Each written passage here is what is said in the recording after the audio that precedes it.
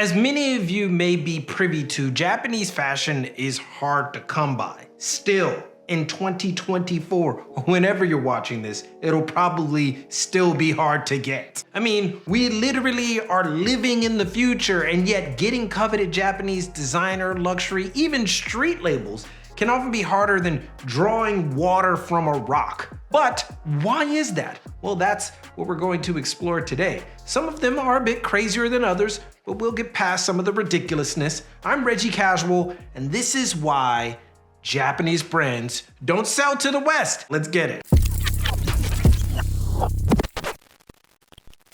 Number one, or the first one, size matters, and not the way that you're thinking, so let me go ahead and throw out a no diddy there. Okay, so those of you who are already involved in the Japanese fashion game know that sizing is a major problem for especially Westerners. For the most part, Japanese standard is a bit smaller than Western standard, and many Japanese retailers train their staff to know the difference so as to cater to Western consumers and shoppers. But don't be surprised if a Japanese staffer straight up tells you that they don't have your size based off of your body makeup. They're not even gonna go to the back. They're not even gonna do that. I swear they aren't trying to be rude, I promise you, but they could just tell, like, dude, you're 6'4" and you weigh like 260. We don't have your size.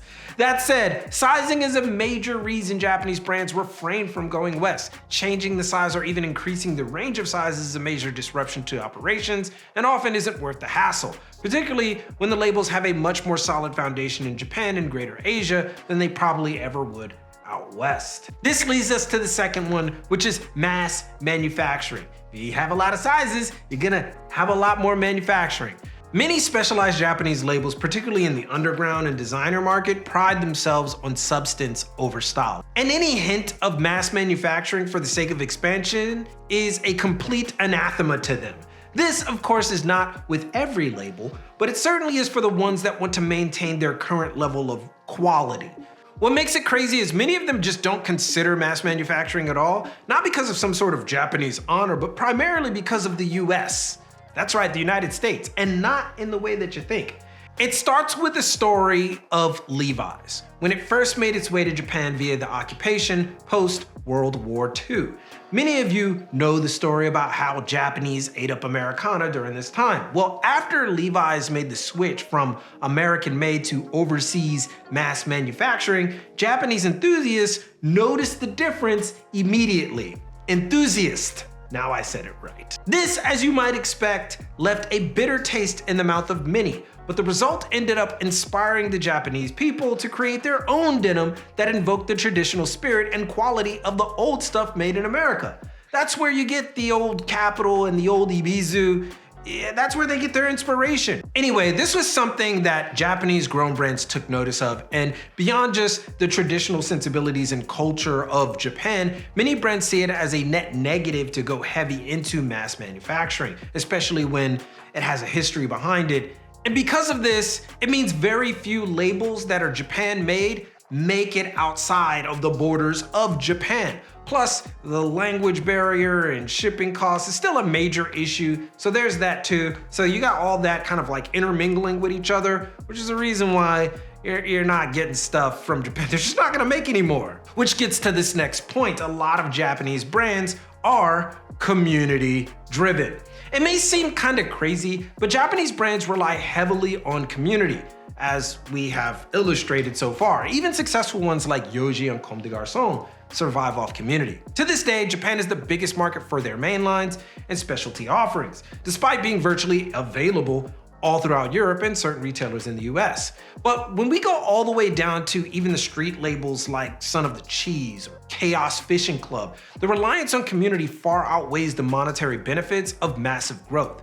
Even labels well-known yet underground designer labels like Julius and Shinya Kozuka heavily rely on those in the know. And if you don't know, no one really tells tells you unless you seek it out. This is kind of like the way in Japan. You gotta seek and you'll find. The magazines may have it, but people don't usually just, hey man, there's this great brand that you should just check out. Oh really? I should check out this new brand? Yeah, go there. Everybody's checking it out. That's just really not how it operates in Japan. In fact, it's more of like a research thing. So you have to know about these brands, and then you go to like the brick and mortar, then you learn more about it, you learn the culture behind it, and then you probably will buy into it. These Japanese consumers tend to fiercely stick with brands for years and years, providing a certain sense of security that neither makes them too big or too small. It often takes years for brands to blow up in Japan due to this fact, as onboarding new customers is as simple as not abandoning old customers and hoping those old ones have enough influence to inspire new customers. So basically, Japan can be a big gatekeep,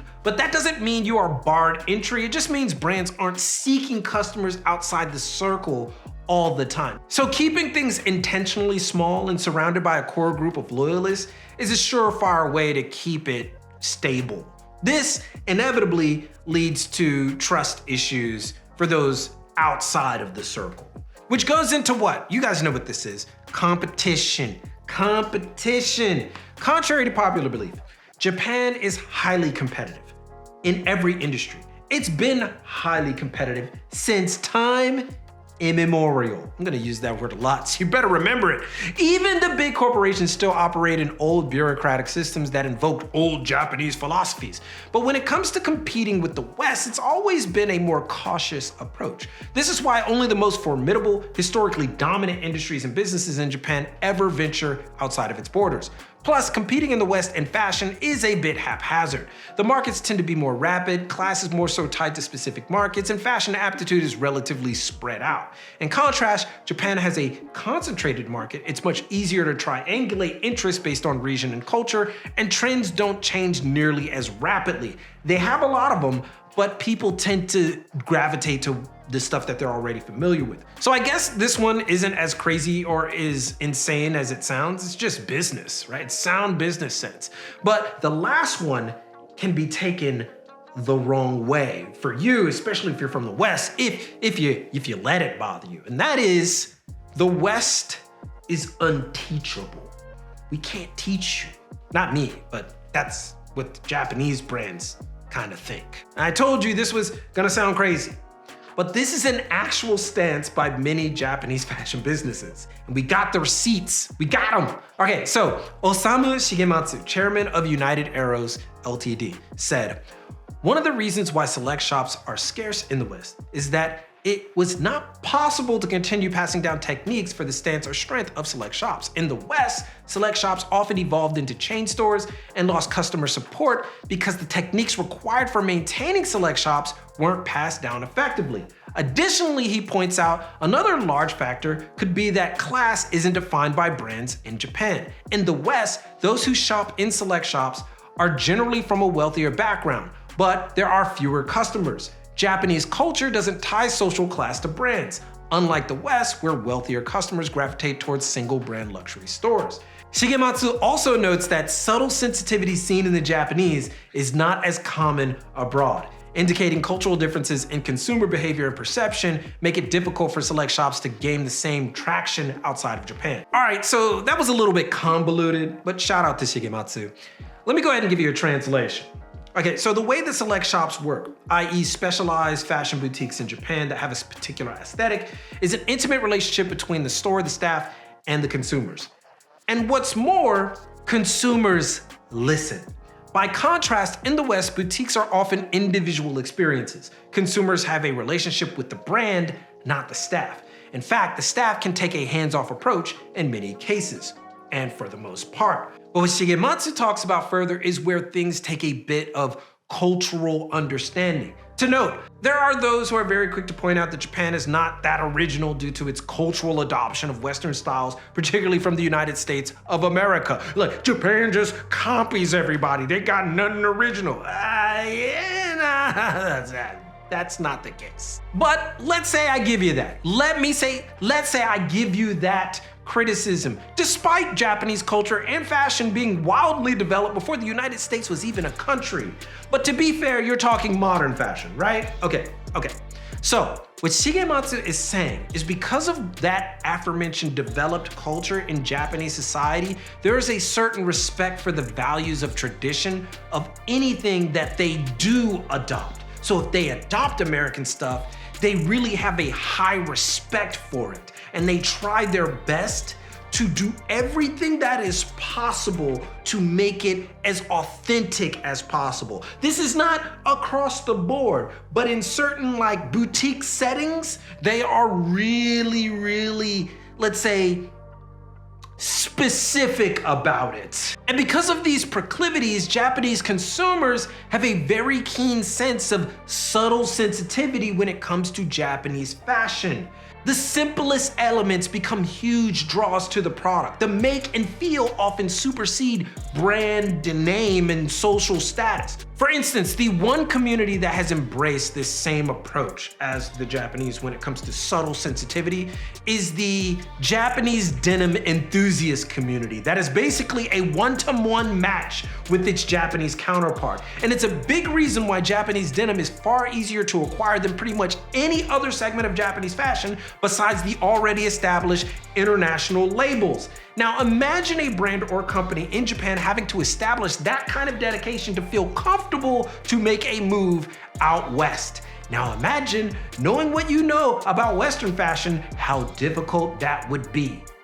Yeah, essentially no dice. It would just take far too long. And that is what Shigematsu is talking about. We can't just homegrown all these communities. We gotta wait until they actually show interest. Only then are we comfortable with sending our products out west. And because the communities of Japanese fashion enthusiasts who are like hardcore are sparse in the West, they really don't feel that comfortable sending their brands that way. It's really one of the biggest reasons why you don't see a lot of Japanese brands out west. They like I said before, stability. In any case, those are several reasons why Japanese labels rarely make the trek out west. But that doesn't mean it's impossible to acquire. In future episodes,